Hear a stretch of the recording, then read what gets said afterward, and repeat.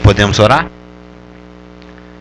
Pai amado, Pai querido, obrigado por essa lindíssima manhã, tá maravilhosa, tá iluminada, favorável a todos chegarem, não tem problema de chuva, etc. Então traga os irmãos que têm a intenção no coração de virem aqui, move pelo teu Espírito, em nome de Jesus, pelo mesmo Espírito, nos dá direção, nos dá iluminação, nos dá entendimento da tua palavra, porque queremos ser úteis, queremos estar aos teus pés, Pai.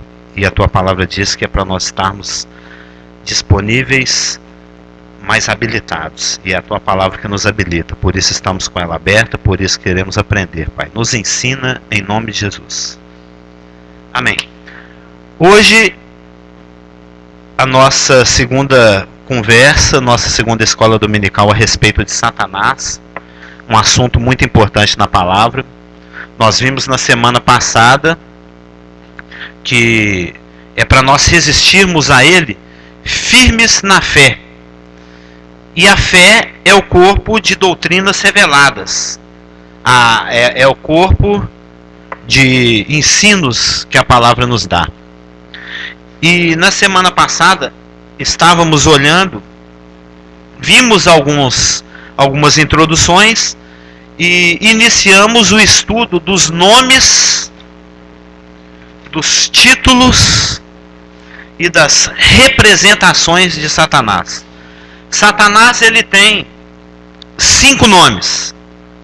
Ele é conhecido por Elel, de acordo com Isaías 14:12, que é traduzido por estrela da alva, estrela da manhã. E essa palavra hebraica Elel, ela é correspondida no latim por Lúcifer, muito conhecido. Esse nome ele mostra a origem de Satanás. Ele inicialmente ele era um querubim ungido, de acordo com o que está lá em Ezequiel 28:14-16.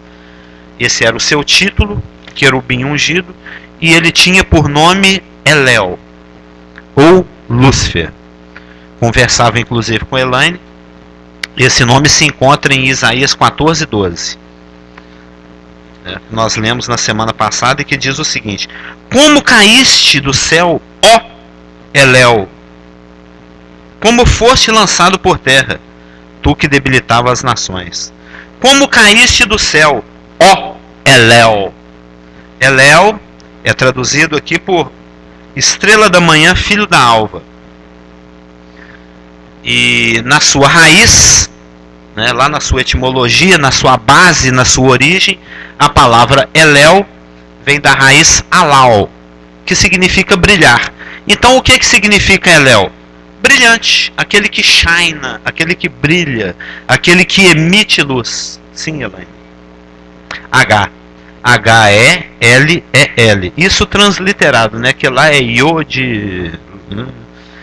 E vem da raiz Alal, ou seja, H-A-L-A-L, que significa brilhante, portador de luz. Na realidade é um epíteto, é um nome de Vênus, da estrela da manhã, da estrela da alva, aquela estrela brilhante. Muitas pessoas já devem ter visto Vênus, não já? E Satanás, ele tem, para fazer um resumão antes de entrarmos pormenorizadamente, Satanás tem 5 nomes: Elel ou Lúcifer, Diabo, Satanás, Beuzebu e Belial. Esses são 5 nomes de Satanás. Elel era o nome original, ele já não é mais conhecido por Elel. Diabo, Satanás, Beuzebu e Belial. Belial. Sim, irmão. Elel. De acordo, nós vamos ver, por exemplo, o diabo tem a ver com a sua atuação, porque significa difamador, caluniador. É assim que ele age. Satanás tem a ver com a sua posição, uma posição de resistência. Ele é inimigo. E Beuzebu e Belial veremos pormenorizadamente, que são mais hebraicos, Ele também possui 6 títulos. Não diz assim, Alexandre o Grande. Alexandre é o nome, e ele tem um título, o Grande. Santos Dumont, o pai da aviação. O nome dele é Santos Dumont, mas ele tem um título, o pai da aviação. Né? E por aí vai. Bill Gates, o criador do Windows. Né? Então tem um nome e tem o título. Ele tem um nome, Carlos o Belo. Né? É o meu nome, mas eu tenho um título. Eu sou conhecido por ser muito bonito. Né? O outro lá era conhecido por ser muito poderoso, Alexandre o Grande, Carlos o Grande, etc. Por exemplo, Luís XIV, o Rei Sol, é um título. Né? E Satanás também tem seus títulos: maligno, tentador, pai da mentira. Vamos ver pormenorizadamente: pai da mentira, príncipe deste mundo, Deus deste século e príncipe da potestade do ar. Estamos vendo então que Satanás ele tem 5 nomes: Lúcifer, Diabo, Satanás, Beelzebub, Belial, 6 títulos: maligno, tentador, pai da mentira, príncipe deste mundo, Deus desse século e príncipe da potestade do ar, e 3 representações: dragão, serpente e Leviatã. E hoje, se for possível, se o reloginho ali andar devagarzinho e nos ajudar, veremos todos os nomes. O primeiro estamos vendo, que é o nome que designa. É designa ou designa? Designa. Designações ou representações. Ele é representado, né? Não tem lá, o Cruzeiro não é representado por uma raposa? Por exemplo, o nome, Cruzeiro Esporte Clube. O título, o grande vencedor das Américas. E a sua representação, uma raposa. Não é? E por aí vai. Dragão, serpente e Leviatã. Leviatã é um jacaré grandão. É um crocodilão. Né? Ele representa o jacaré, o Leviatã, o crocodilo, é um símbolo de crueldade. Porque ele não tem muita conversa, não. Você vai dar um biscoitinho para ele, ele come sua mão inteirinha. Não é? O jacaré ele é muito bruto, ele é muito cruel, ele é muito... Não é? Ele não tem muita conversa com ele. Não é um gatinho que fica te olhando se vai ser seu amigo ou se vai aceitar o pedacinho de queijo. Não é? Muitos animais são assim, eles, conforme o seu approach, a sua aproximação, é a forma como ele reage. O animal feroz, não, ele sempre reage agressivamente e defensivamente. Então, Elel, H-E-L-E-L, é uma palavra hebraica que significa shinante, brilhante, aquele que emite luz, né, o portador de luz, que, como vimos, é um epíteto, né, um apelido da estrela da alva de Vênus, ou a estrela da manhã. Então, por ele ser um querubim imediatamente ligado a Deus, nós vamos ver isso, vamos estudar o mais pormenorizadamente possível no hebraico, palavra por palavra, Isaías 14 e Ezequiel 28, porque julgo serem passagens importantíssimas para o entendimento da doutrina de satanologia, Ezequiel 28 e Isaías 14. Mas isso daqui uns 2 domingos ainda. Mas vai ser muito bom, se Deus quiser. Comparando com Isaías 14, 12, que diz: como caísse do céu, ó Elel, ó estrela da alva, filho da manhã, podemos comparar com isso 2 Coríntios 11, 14. 2 Coríntios 11, 14 nos diz o seguinte. 2 Coríntios 11, 14. Não é de admirar que o próprio Satanás se transforma em anjo de luz. Lembra que na semana passada nós conversávamos que ele é um paraguaizão? Ele é um falsificador? Satanás, ele falsifica os planos de Deus. Ele falsifica, ele quer substituir Deus. Nós vamos estudar lá em Isaías 14 que ele quer tomar o lugar de Deus, né? Ele olhou para o alto e falou: não, vou colocar meu trono acima das estrelas, lá no norte, vou ser mais alto do que o Altíssimo. Como aplica ao crente o quê? Como assim? Não, mas... Não, eu ainda não entendi a ótica. A Elaine é boa explicadeira porque ela é advogada. Não, falsifica para substituir.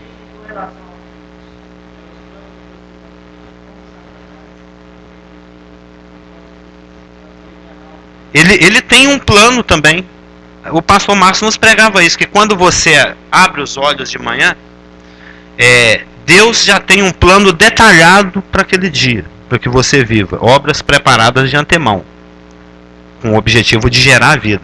Da mesma forma, Satanás, segundo o ensino das Escrituras, tem também planos para a vida do nascido de novo. Nós vamos ver isso no modus operandi dele daqui uns 8 domingos ou 6. Como é a atuação dele na vida do crente.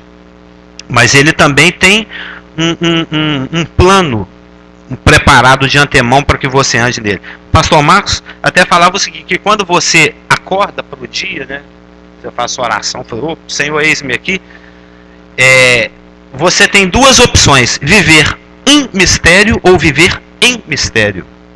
Ou você vive o mistério da vontade de Deus para a sua vida, porque é um mistério, você vive um mistério, que é o mistério do plano de Deus na sua vida, ou você vive em mistério, igual os outros, tateando, para ver se pode encontrar o caminho e tropeçando em coisa que você nem sabe o que é.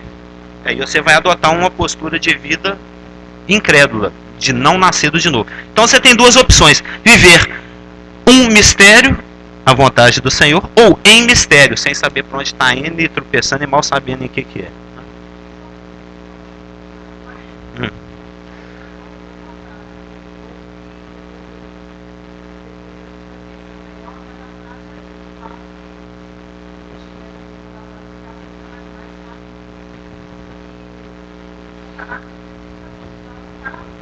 Sim, substituto.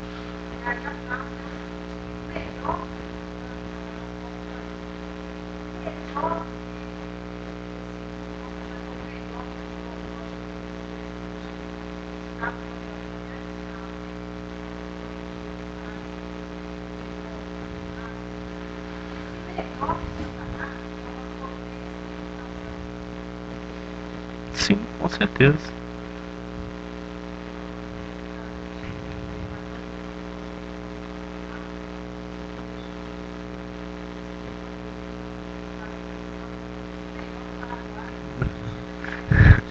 O melhor do Paraguai vai quebrar no primeiro uso. Oi? Não sabe? Pode ser que sim. Alguém já foi ao Paraguai? Já tem coisa boa lá? O que tem lá? Uma muqueca, uma picanha? Que na Argentina tem lá a picanha argentina. Tem também. Então, mas nós sabemos através de Apocalipse 22:16 que a verdadeira estrela da manhã é Jesus Cristo. Não é? Eu sou a brilhante estrela da manhã. Segura a onda aí que eu estou chegando. Não é? Resumindo, Apocalipse 22 seria isso. Então, a etimologia do nome Elel, ou Satanás, ou Elel, que é traduzido, que tem um correspondente latim Lúcifer, a etimologia de Elel, que pode ser traduzido por brilhante, está ligada ao esplendor da presença. Nós vemos em Ezequiel 28:12, Ezequiel 28:12, o seguinte: Tu és o sinete da perfeição, cheio de sabedoria e formosura. Quando estudarmos esses textos mais detalhadamente, nós vamos ver que a condição em que a estrela da manhã, né, o brilhante, o Elel, que Lúcifer foi criado, era uma condição em que não faltava nada. Aquela boa e velha palavra perfeito, né, com seu correspondente grego, de completude, de coisa inteira. Então, ele foi criado cheio de esplendor, cheio de beleza. E nós vamos ver que essa foi a raiz da queda dele, o orgulho. O outro nome que nós, agora repassando aqui na semana passada, nós vimos Elel, Lúcifer e Diabo. O diabo é uma palavra grega, que ocorre 34 vezes em 32 versículos de 13 livros, ou seja, o diabo aparece em Mateus, Lucas, João, Atos, Efésios, 1 e 2 Timóteos, Hebreus, Tiago, 1 Pedro, 1 João, Judas e Apocalipse, 13 livros, e significa difamador ou caluniador. Em 1 Pedro 5,8, 1 Pedro,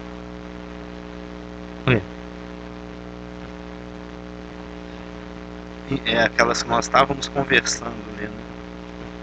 E tem a outra, como é que é? Injuriador. 1 Pedro 5,8 diz o seguinte: sede sóbrios e vigilantes, o diabo, vosso adversário, anda em derredor, como um leão banguelo que ruge procurando alguém para devorar.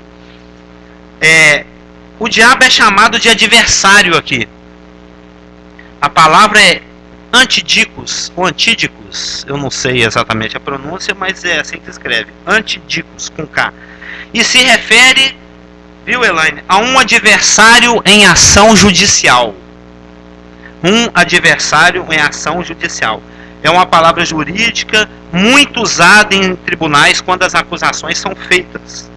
E de fato, Satanás, nós sabemos pela palavra, que ele é visto como um caluniador dos crentes perante o Senhor. Em Apocalipse 12:10 fala que, graças a Deus, agora foi expulso o acusador dos nossos irmãos. Isso vai acontecer lá na metade da tribulação. Ele é o acusador, né? É aquele que fica acusando diante de Deus.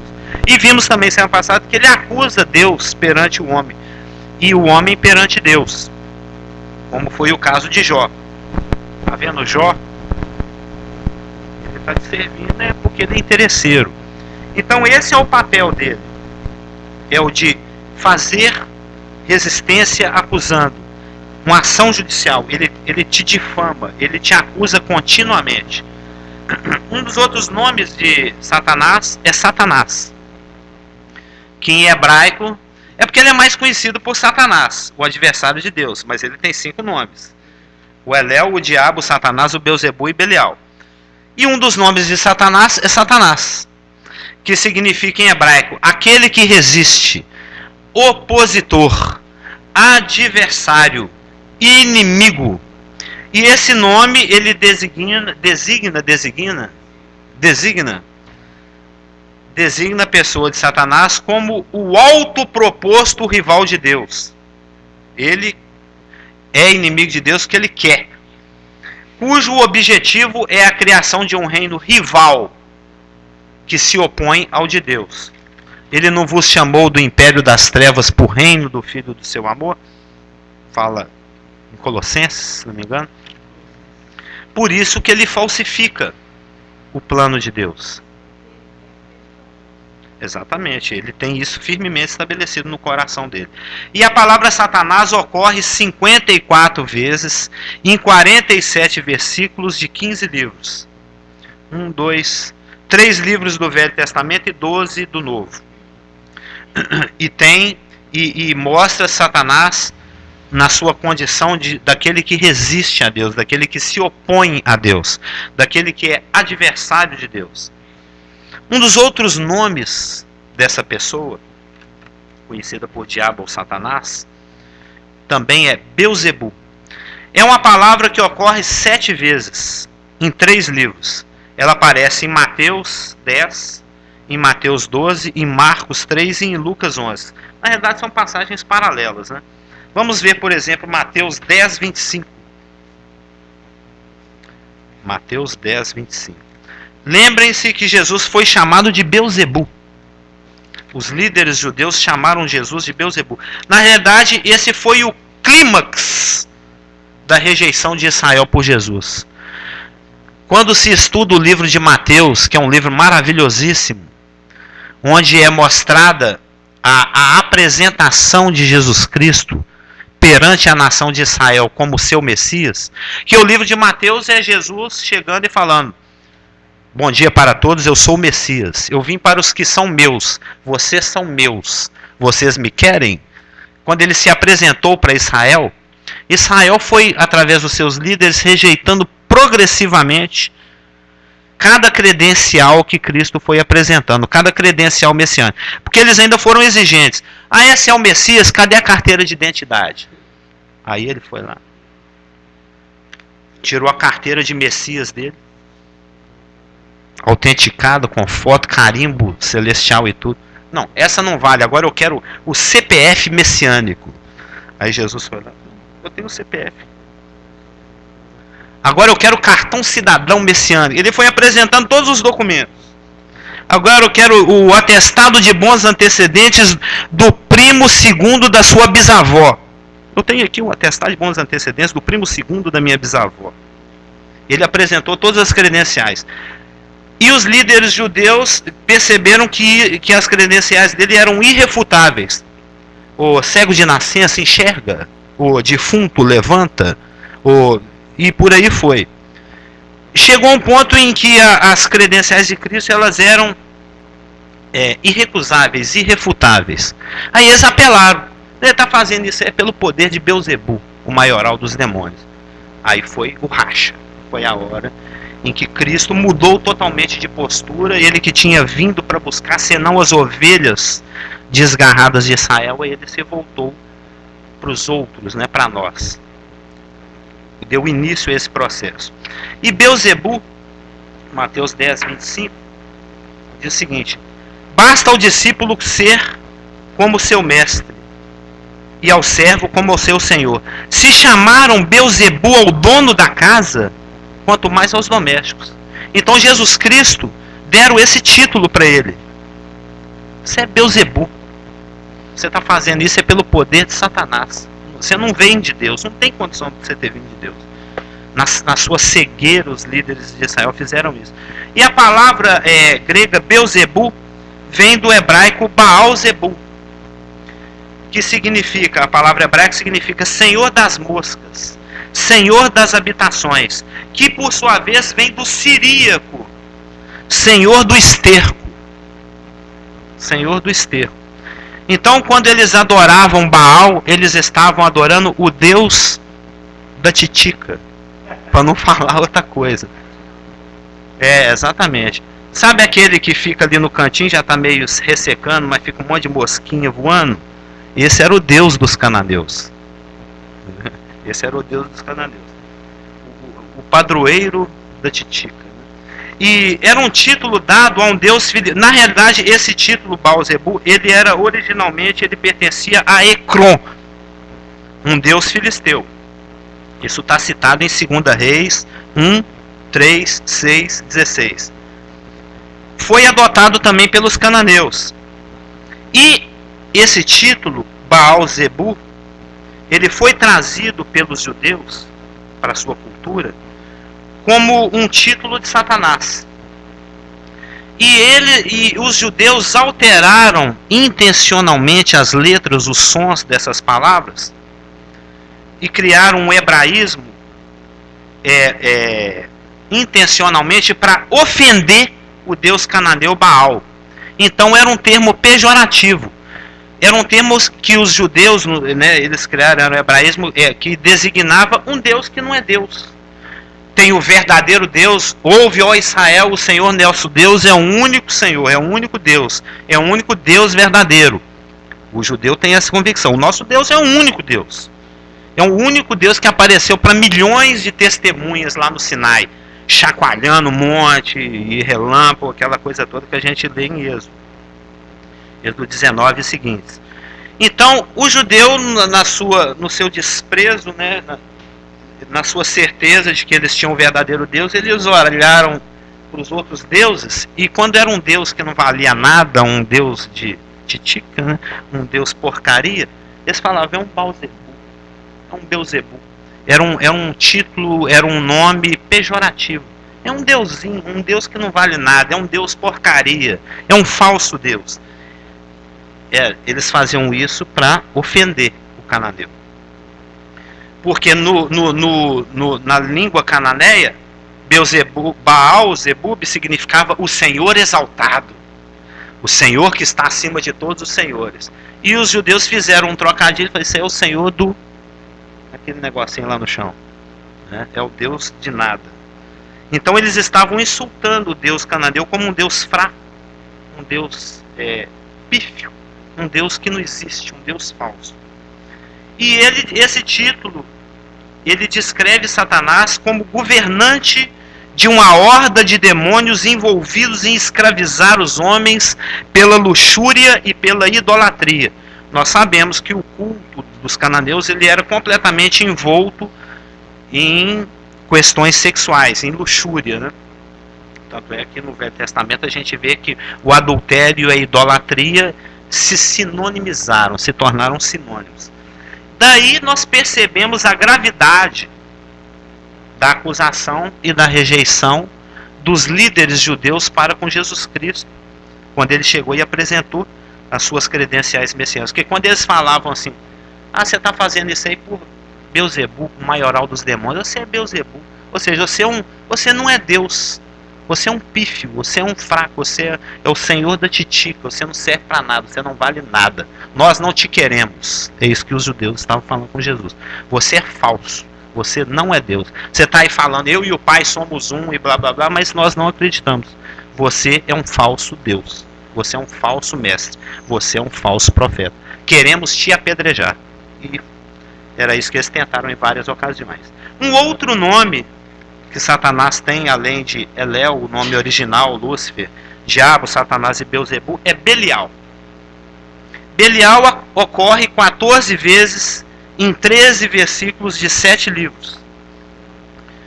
Todos eles do Velho Testamento, exceto 2 Coríntios 6,15.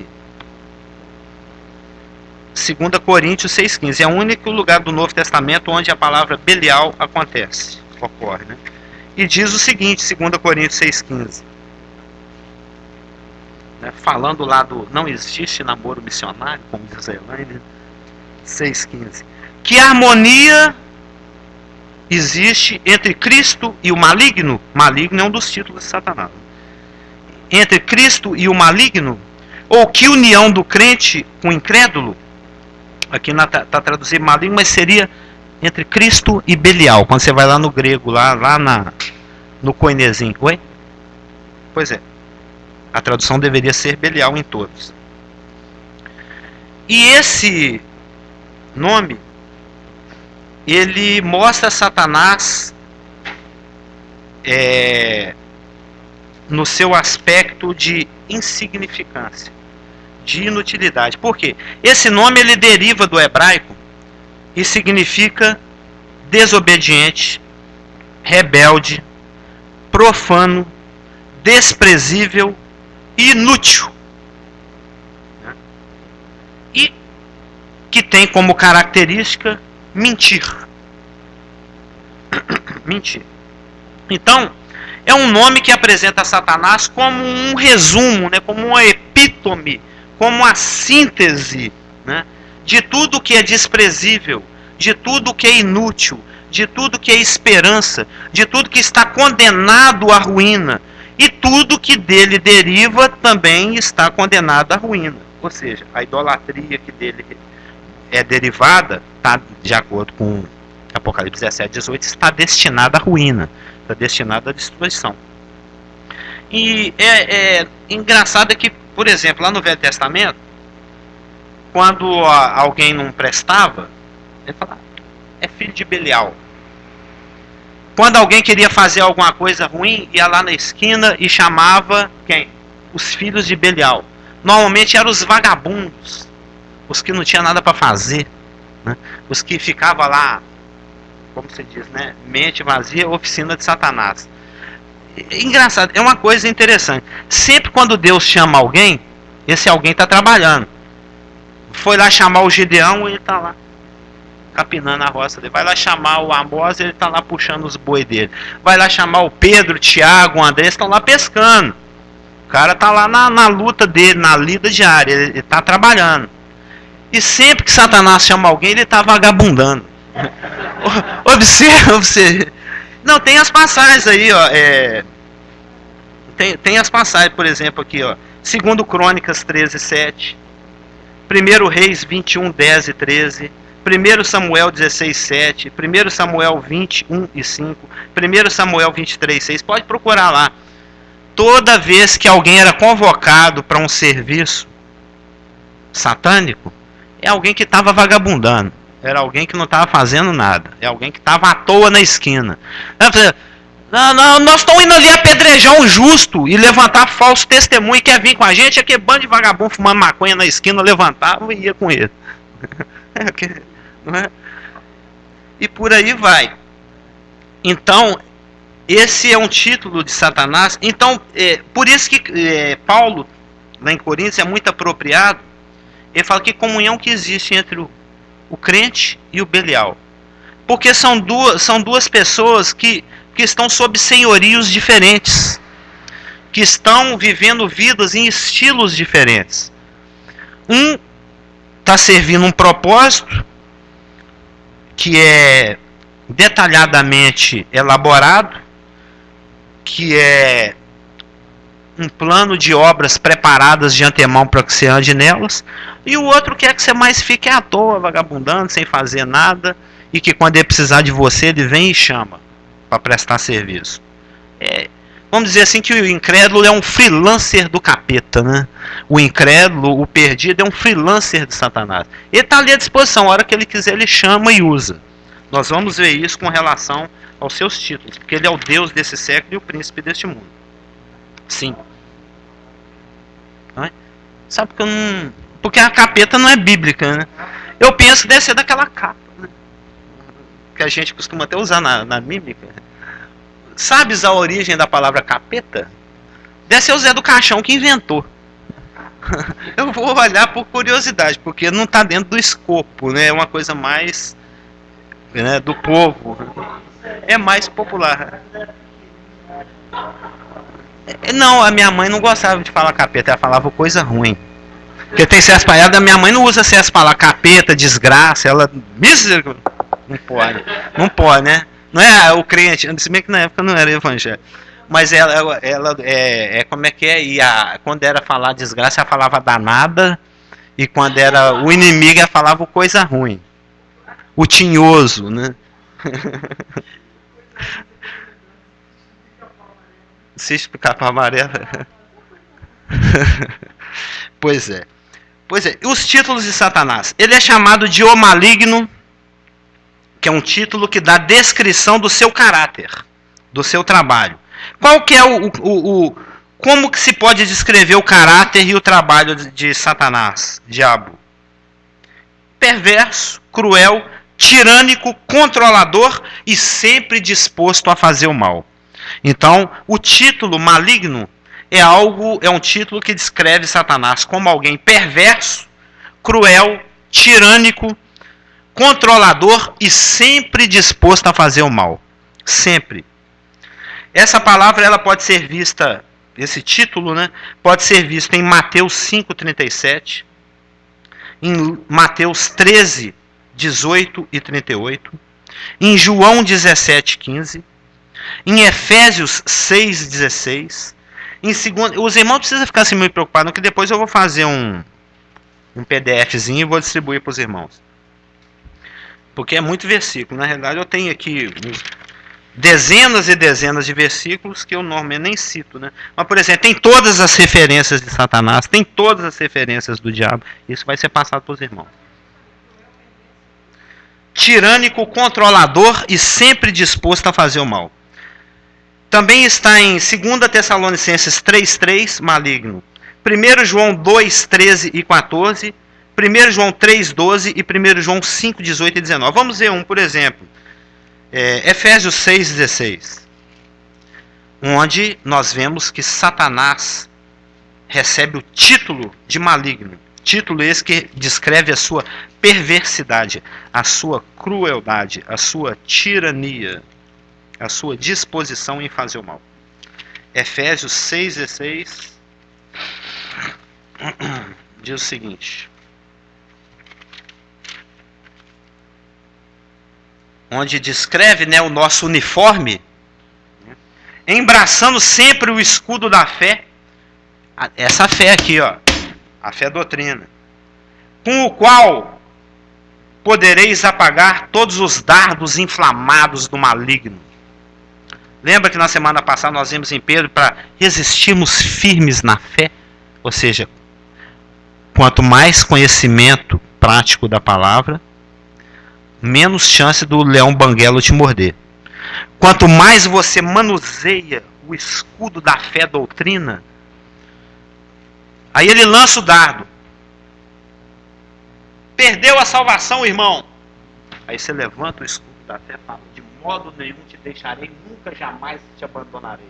Está escrito em Hebreus. Então, esse dardo, apaga o dardo com a palavra. Apagou o dardo. O dardo fica ali inflamado até se apagar no seu escudo, né, cravado. Né?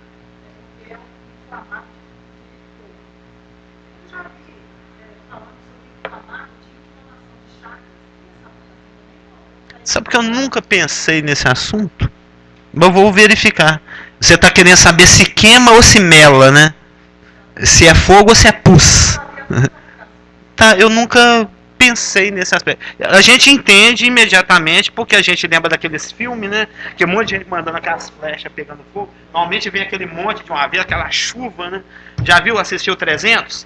A galera faz aquela formação. Aí vem aquele monte de dardo pegando fogo. Deve ser interessante um dardo cheio de pus, né? Olha que pega. Para te infeccionar, para te adoecer. Não, é interessante. Crer também é pensar, né? Sim.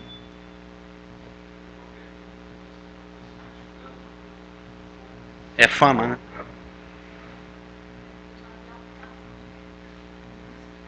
Então seria bem uma aplicação, né?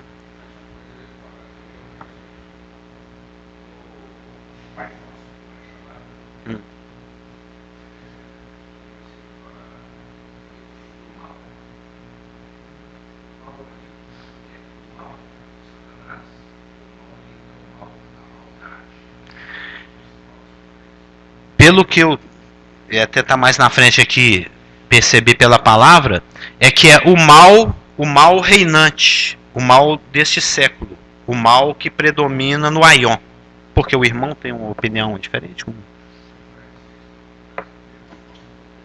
Sim, eu creio que livra, não peço que os tire do mundo, esse versículo está até mais na frente aqui, 17, né? Não peço que os tire do mundo, mas que os livre do mal. Que os livre do mal presente no Aion, mas que de qualquer maneira é promovido pelo Deus desse século, que também é conhecido por maligno. Ok?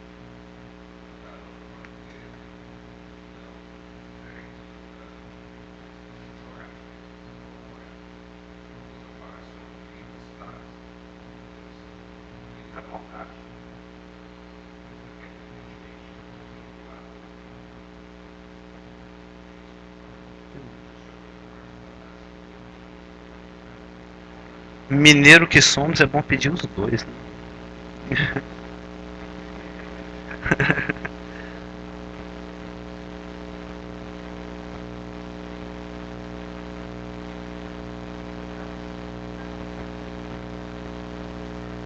Circunstancial.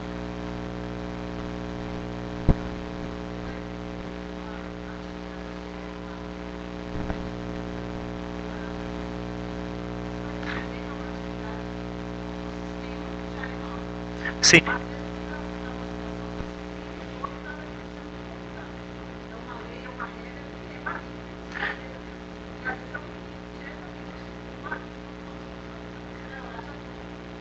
Sim, mas o que eu estou entendendo a pergunta dele é, já que a palavra nos instrui, com qual precisão ela nos instrui?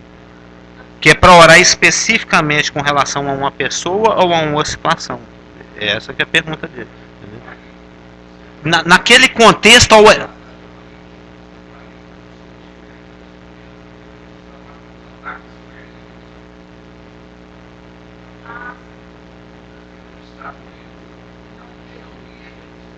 porque ele falsifica, mas ele não é igual, né? É pro falo de Osíris, né?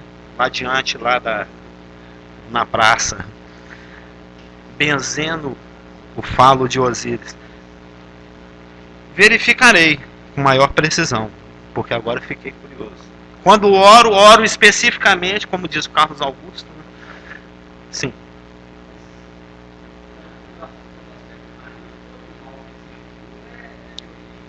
Tem sua origem em Satanás, com certeza. Com certeza. É o que nós vamos ver quando estudarmos o texto de Ezequiel 28 e Isaías 14.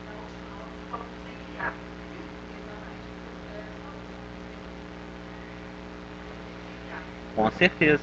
Por isso que ele é o Beuzebu, ele é o chefe de uma ordem que está a serviço dele. Um exército.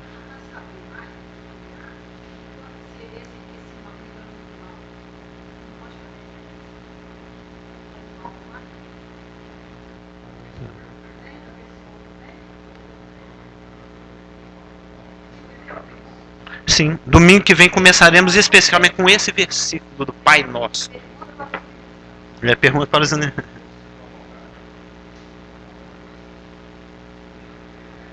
Com certeza.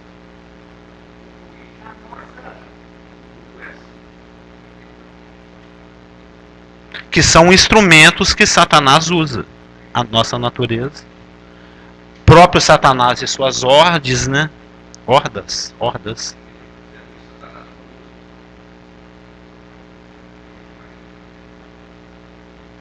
Sim, de repente, de acordo com o grau de importância que você alcança dentro do plano de Deus, pode ser que ele venha pessoalmente, né? Como foi o caso do Pedro, né? Como foi o caso do Judas, em que ele entrou em Judas, né? Ele habitou o corpo de Judas. Mas o excelente, o maravilhosíssimo da escola dominical é exatamente isso, poder conversar. Então, no domingo que vem abriremos. Senhor, se é que é uma oração para nós, como eu a faço? Como é que eu oro? O que quer dizer o sentido de... Eu não peço que os tire do mundo, mas que os livre do mal. Sim, claro. Porque não é, né? É uma oração judaica tribulacional. É, sim, claro. É um princípio.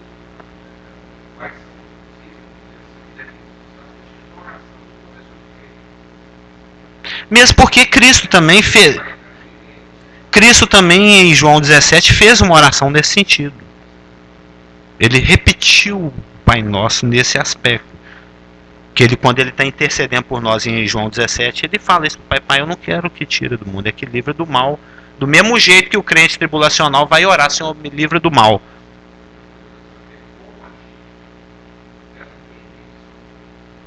Quem entender, a gente até entende. Sim. Amém, irmão. Domingo que vem começaremos com essa pergunta dos universitários: que mal é esse, afinal? Mas ele é o maligno. É um dos seus títulos. Um outro título que Satanás tem é tentador. O tentador. Parece aquelas músicas que aquelas irmãs idosas cantavam no século passado. O tentador. Eu não sei, eu tenho essa palavra tentador, eu acho ela tão católica, eu sei que não tem nada a ver, mas ela é muito estranha. Mas é Mateus 4:3. Essa é coisa da minha infância. Mateus 4:3. Mateus 4:3. Sabemos que Mateus 4 é o Espírito Santo pega Jesus, quiçá pelo cabelo, igual fez com Ezequiel, né? E leva lá para o deserto para... Então o tentador, aproximando-se, lhe disse: se és filho de Deus, blá blá blá. O tentador, Mateus 4:3. E em 1 Tessalonicenses 3:5, 1 Tessalonicenses 3:5 diz o seguinte: foi por isso que, já me sendo possível continuar esperando, já não me sendo possível continuar esperando, Paulo falando, mandei indagar o estado da vossa fé, temendo que o tentador vos provasse, o Clésio gosta, vos provasse e se tornasse inútil o vosso labor. 1 3:5. 1 Tessalonicenses 3:5. Esse título, tentador, indica, hein, Isaac? Esse título Isso vai ser ótimo. Indica o seu... E não vai poder rir a turma lá atrás, não. Indica o seu... Indica o seu propósito. O título tentador. Indica o seu propósito e o seu esforço constante. Constante é o tempo todo, viu, Natan? Constante. O tempo que ele fala, não estou entendendo nada que aquele moço fala. Constante o tempo todo para incitar as criaturas a pecarem, em especial o homem, né? Por quê? Porque tentador. Lá no original, esse título é um particípio presente no grego. Senhor, nós vamos estar enviando, né? Apesar que isso é o gerúndio, mas indica uma atividade contínua. Então, essa palavra lá, quando você vai lá na Bíblia grega, o tempo dessa palavra aqui indica uma atividade contínua. Então, é algo que ele não para de fazer. Ele tenta o tempo todo. Ele deve ser... Eles falam que Deus é brasileiro, mas o diabo deve ser brasileiro, né? Porque o brasileiro não desiste nunca. E o diabo também não. Então, indica uma ação contínua, né? Ele é um workaholic full time, viu? É alguém tarado com trabalho, que só pensa em trabalhar e trabalha, é full time, é o tempo todo. Ele acusa os irmãos de dia e de noite, por exemplo, né? Então é algo que ele faz continuamente. E ele apresenta as desculpas mais plausíveis, né? Friedrich Nietzsche, que eu digo, você que gosta do Nietzsche, né? Então ele inventa as desculpas mais plausíveis, ele sugere as vantagens mais absurdas, mais marcantes para pecar. E para isso ele usa a nossa natureza pecaminosa, que é aquele inimigo que mora, já viu o dormindo com o inimigo, aqui é vivendo, morando, sendo o inimigo. Porque quando você estuda a palavra pecado, amartia, é como uma net, uma rede que tem dentro de você, né? É a mão alien, né? Que te obriga a fazer as coisas. Então, é um cavalo de Troia, é um trojan. A nossa natureza pecaminosa é um trojan. Viu, Isaac? É um trojan. É algo que o inimigo colocou dentro de nós através de Adão e Eva, com aquele gesto, né, de morder a fruta, né? Ele inoculou, ele inseriu esse trojan dentro do ser humano. Então, quando chega a tentação, o inimigo joga o dardo, não de pulso, mas de fogo. Quando ele lança o dardo, esse trojan faz assim: pecado, seja bem-vindo, pode entrar. Ou seja, ele é algo que está dentro de você e que abre a porta para o inimigo exterior. Então a sua natureza pecaminosa você é o seu maior inimigo. Porque dentro de você tem um trojan satânico que favorece o trabalho do tentador. Então ele usa a nossa natureza pecaminosa, ele usa o sistema cósmico estruturado e organizado segundo os seus princípios. Nós vamos dizer o Deus desse século, o príncipe desse mundo, etc. O Deus desse Aion. Ele usa inclusive o mundo, né? Isso é clássico no estudo da martiologia. Ele nos tenta utilizando o sistema cósmico, ele nos tenta usando a nossa própria natureza pecaminosa. Está lá em Tiago: ninguém diga de Deus sou tentado, porque quando alguém tenta é sua própria cobiça que seduz e atrai e depois pare o pecado, né? Gera o pecado. Inclusive, e ele usa também o sistema cósmico. Eu estive até lendo outro dia, numa super interessante, ele usa o efeito manada. Já ouviu falar no efeito manada?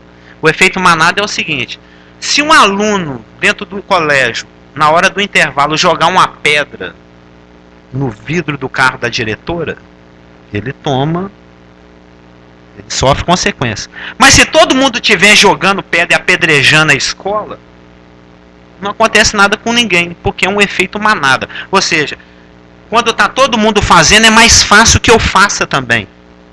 Está todo mundo indo naquela direção, igual um monte de bufo. Aí você vai junto. Vai indo junto, é o efeito manada. É como eu li isso a respeito de aquela garota que foi de saia muito curta lá na universidade. cidade, e aí teve uma reprimenda muito pública, muito forte com relação a ela. Começaram a vilipendiá-la, a vituperá-la, a ofendê-la, usando as palavras de Elaine, a ofendê-la, a xingá-la, vai para casa sua, e aí isso foi. Por quê? Foi mais fácil fazer isso em conjunto, é o efeito manada. E o tentador, ele usa isso, ele usa o efeito manada, ele usa a sua velha natureza, ele usa as suas hostes, as suas hordas de servidores, né, de demônios, porque ele é o tentador. Ele também é o pai da mentira, né? Esse título ele foi dado diretamente por Cristo, lá em João 8:44. Vós sois do diabo. Por quê? Porque quereis satisfazer os desejos. Porque ele é mentiroso e pai da mentira. Ele mente desde o princípio. João 8:44. É um dos títulos de Satanás. Pai da mentira. Mas esse 8:44 diz o seguinte: vós sois do diabo. Ele falando para os líderes judeus, né? Que é o vosso pai. E quereis satisfazer-lhe aos desejos. Ele foi homicida desde o princípio e jamais se firmou na verdade, porque nele não há verdade. Quando ele profere a mentira, fala do que lhe é próprio, porque é mentiroso e pai da mentira. Mentiroso e pai da mentira. Satanás, e novamente aqui nós temos o particípio presente grego indicando que isso é algo contínuo. É algo que ele faz continuamente, né? Quando ele fala a mentira, ele profere o que lhe é próprio. Jabuticabeira só produz jabuticaba. Você já colheu manga no pé de maçã? Você já colheu laranja no limoeiro, Elaine? Não. E pêssego no pé de damasco? Alguém já colheu? Eu nunca colhi nenhum desses, né? Por quê? Porque o inerente da macieira é produzir maçãs. O inerente do pessegueiro é produzir pêssego. O inerente da oliveira, os oliveiras, é produzir azeitona. E o inerente de Satanás é proferir a mentira. A natureza dele é essa. Ele não consegue fazer diferente. E é algo que ele faz continuamente. É uma ação contínua. Ele mente desde o seu local de origem. Lá no Éden mineral. Eu aprendi essa há umas 2 semanas. Eu gostei. Éden mineral e Éden vegetal. É interessante. Porque o Éden dele lá era cheio de ônix, né? Topázio, crisópraso. Então desde o Éden mineral, lá o Éden de criação de Lúcifer, quando ele arrastou com a sua cauda, com a sua campanha de promessas, um terço das hostes angelicais. E até o momento em que ele for julgado pelo tribunal de guerra pós-tribulacional, lá na inauguração do milênio, ele tem mentido. Ele só vai parar de mentir os 1000 anos que ele vai ficar preso lá embaixo, durante o reinado de Cristo. Para, no final do milênio, sair e mentir mais um pouquinho. E arrastar uma multidão juntamente com ele, como a areia do mar, diz em Apocalipse 20, para cercar a cidade de Jerusalém, onde vai cair fogo, supõe que literal, não pus, e vai queimar todo mundo. Ou seja, é algo que ele faz continuamente, não deixa de fazer, sempre que ele tem oportunidade. Ele é mentiroso e pai da mentira. Sim.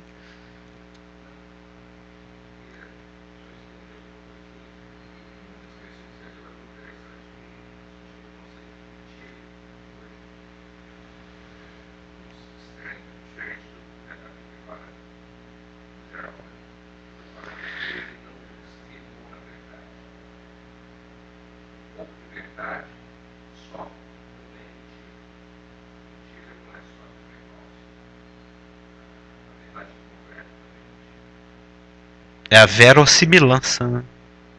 Que é a matéria-prima dele. É a matéria-prima de Satanás, eu creio.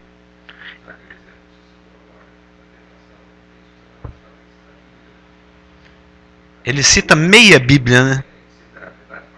É meia Bíblia. Aos teus anjos darás ordem, então pode pular. Dá uma de Sandy aí, pula. Vamos pular.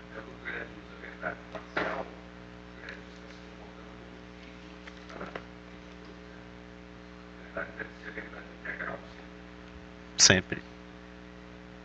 Amém.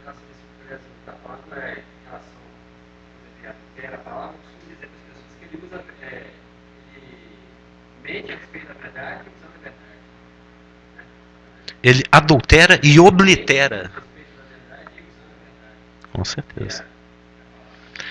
Eu creio que Satanás conheça mais de Bíblia do que qualquer um de nós aqui.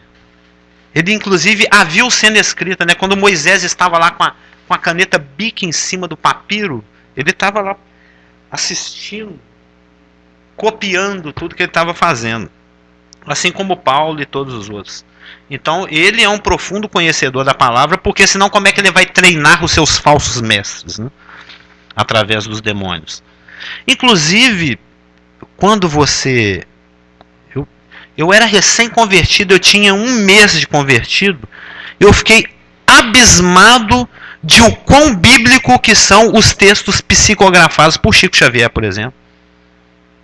Os textos que são ditados pelos demônios para os médicos são profundamente bíblicos. Porque eu estava na época evangelizando uma kardecista e ela tinha um certo preconceito com o que eu estava falando, por ser Bíblia, e me faltou sabedoria e eu meio que detonei as coisas que ela me apresenta. Eu fui meio burro, né?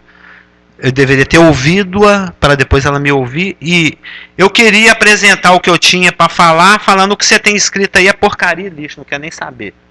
Aí o que ela fez? Ela fez uma pegadinha. Ela pegou um texto lindo, maravilhoso, tirou quem escreveu, talvez só com conteúdo, e me mostrou. Falou, Carlos, o que você acha desse poema, dessa carta? Eu li aqui e falei, nossa, mas quem escreveu isso aqui deve ser uma bênção de irmão. Porque é maravilhoso, um texto profundamente bíblico, lindo, lindo, lindinho. Eu nunca vi algo tão bíblico. Aí depois que eu li e tal, falei, tá vendo como você é preconceituoso? Isso aí foi escrito pelo Espírito de Luz fulano. Eu, ah, é? É, pelo Espírito de Lucifer. Mas é o que o Cleiton falou, é muito pertinente. Ele realmente, ele pega algo muito parecido. Muito parecido. É quase que praticamente a verdade integral. Exatamente. Ele se traveste de anjo de luz e os seus ministros de ministro de justiça. Vamos orar porque o pastor está angustiado. Amém? O Isaac ora por nós, para que essa mensagem fixe em nosso coração.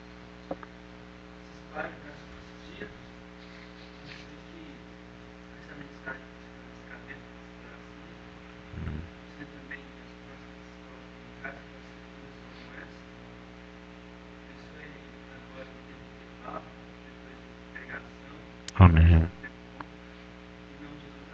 Amém. Qual que é o mal, hein?